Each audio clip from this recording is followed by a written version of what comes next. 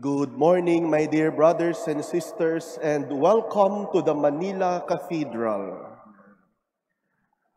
At happy Sunday po sa inyong lahat. Masigla batiin niyo ang isa't isa ng Happy Sunday. Happy Sunday po, Happy Sunday. In the gospel we heard this Sunday, we hear Jesus telling us, "My peace I give you. It is peace that I live with you." No? Ang habilin ko sa inyo ay kapayapaan. At ang handog ko sa inyo ay ang aking kapayapaan. At ano ang magdudulot sa atin ng kapayapaan? Ano ang magdudulot sa atin ng peace? Not the peace that the world gives. Because the peace that the world gives is mere comfort, mere civility. It is in contrast to the peace that the Roman colonizers in the time of Jesus were trying to impose through violence, subjugation, domination, manipulation, and oppression of people. That's not true peace. They called it Pax Romana. Peace for Jesus is not mere absence of violence or civility. No. Ano yung kapayapaan na binibigay ni Jesus? Kapayapaan ng tunay na katiwasayan at kapanatagan ng puso dahil sumasampalataya sa Diyos. Hindi sumasampalataya sa sandata o sa ayuda o sa pera o sa politika, kundi pusong payapa dahil sa Ama sumasampalataya.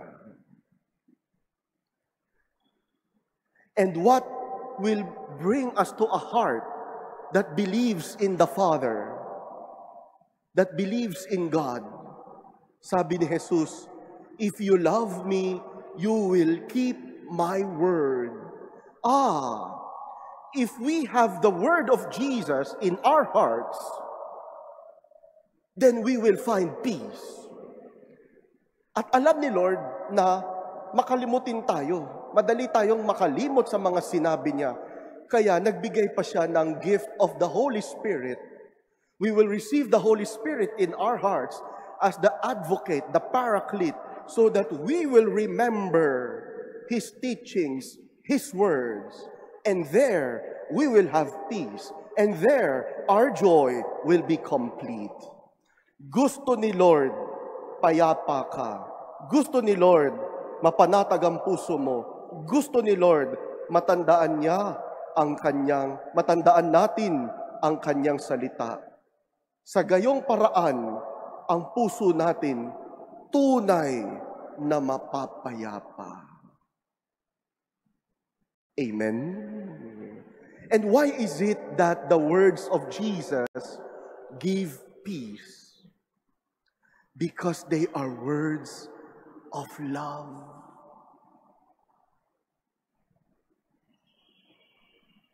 Yung mga salita ni Jesus ay salita ng pag-ibig. Pag-ibig na buo, pag-ibig na buhos, pag-ibig na lubos, pag-ibig kahit maubos. At pag naranasan natin ang ganong pag-ibig, mapapayapa ang puso natin. Gusto ni Jesus mapayapa tayo dahil mahal niya tayo. Jesus loves us. That's why He gives us peace. His words are the words of love, the words that make peace. Palakpakan natin ang Panginoon.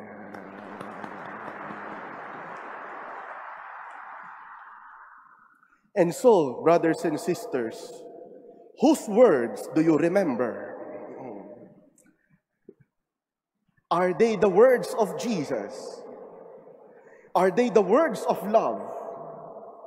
Are they the words that give peace and complete joy?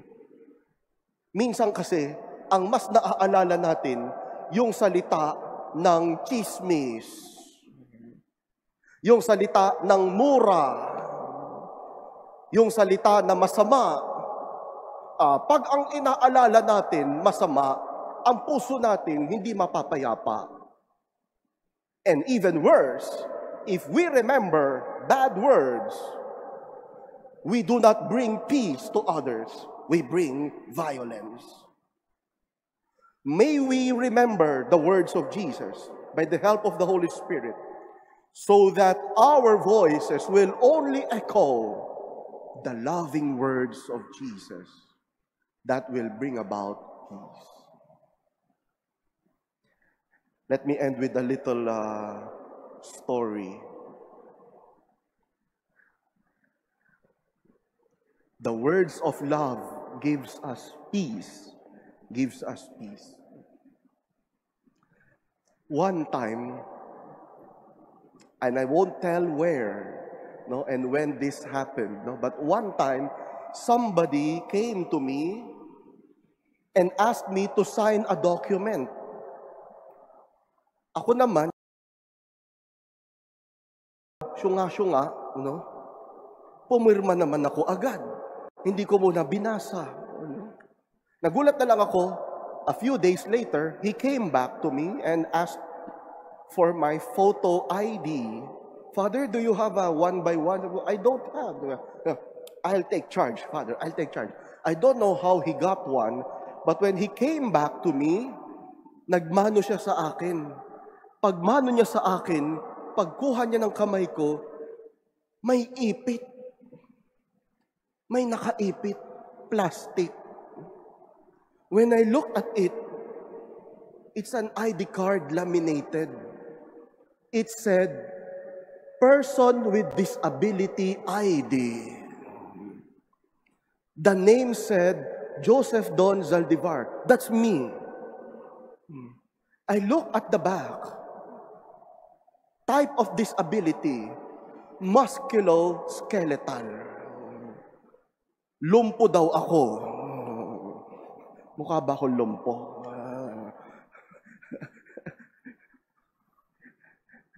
You know, I showed it to my mother, you know. Sabi sa akin nung naggawa ng ID, Father, magmula ngayon, discounted ka na. Wow! I don't want to judge him, no? I know it's corruption, but I believe he has good intentions. Gusto lang niyang dumali ang buhay ng pari niya, no?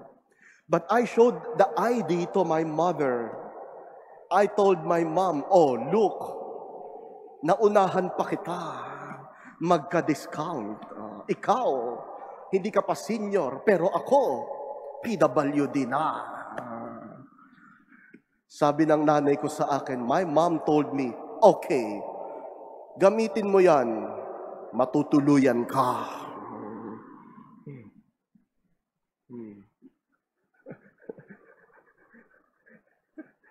And then, I also showed the ID to my priest friends, younger priests. I told them, oh, look, I have discount. If you want, I know who can make it for you. Sabi nila sa akin, sabi nung isa sa akin, but kuya, what would Jesus do? Sabi ko, ikaw naman 20% lang, Jesus ka na dyan.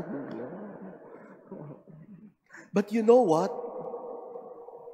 The words of my mom, the words of that priest remained in my heart. Because I know they said it in love. And I never used that ID until it eventually expired.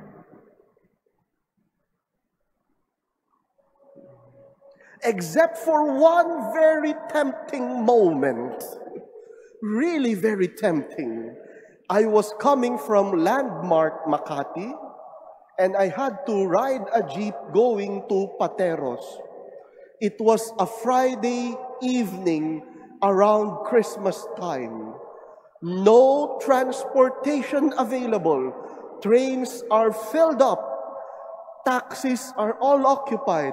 Grab and Uber, there was still Uber that time, were unavailable. And the only option left was the jeepney ride from Landmark, Ayala to Pateros. But the line was really very, very long. 3 layers of a queue. Ang haba ng pila. No? That was already around 7 p.m. No? And with that line, I think matagal akong makakauwi.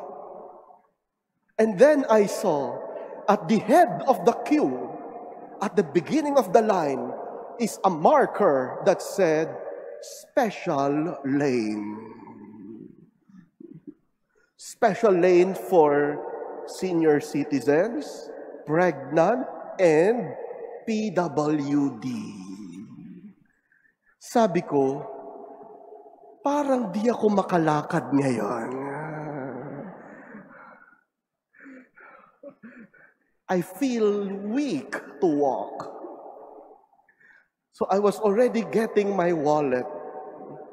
I was taking out the ID. But again, as I was doing that, I can already hear my mother telling me, sige, matutuluyan ka. And my brother priest telling me, what would Jesus do? And with that, I took a deep breath, put it back in the wallet, back in my pocket, and lined up. On the line, I saw families excited to go home. Kids playing joyfully. I had stories with many of them. Some even talked to me for confession. I arrived in the parish at 1 in the morning. But I was in so much peace. In so much peace. It is the peace that the world cannot give. It is the peace that comes from words of love.